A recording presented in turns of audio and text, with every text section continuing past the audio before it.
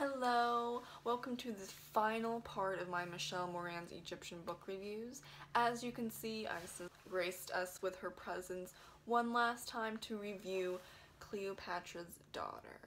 So this book, as a summary, is first-person narrative from Cleopatra Selene's point of view of her life around age 10 to age 16 with her twin brother Alexander Helios by her side as they grow up under the reign of Augustus and his sister that takes care of them, Octavia.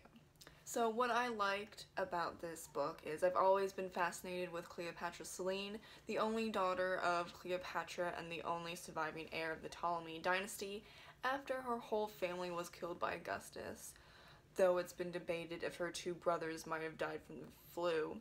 But either way, she is the last remaining Ptolemy of this time period. I will pretty much read anything having to do with Cleopatra Selene, no bias. Her dialogue between all of her characters was solid and often thought-provoking because many of the characters have to deal with difficult situations, and seeing that unfold through dialogue is the best way to mix that into the plot in a reasonable manner, which she did. And these are relatively young characters aside from the adults like Augustus, Octavia, and Agrippa. So young readers can also read this and learn a thing or two about just growing up. And though there's obviously historical stuff that doesn't work for teenagers, I think you still will appreciate a teen view of things. I also always enjoy reading about the clash between Egyptian, Greek, and Roman culture, and you definitely see that in this novel. And finally, I enjoy reading and learning about the Egyptian and Roman religions, especially Egyptian practices and customs of the cult of Isis that are connected to Cleopatra Selene and her brother and her family overall. Though not heavily seen, there's pockets about it throughout the novel that I enjoyed getting a taste of. So what I didn't like is the description was overload with a lot of info dumps, but at this point I think that's just her writing style.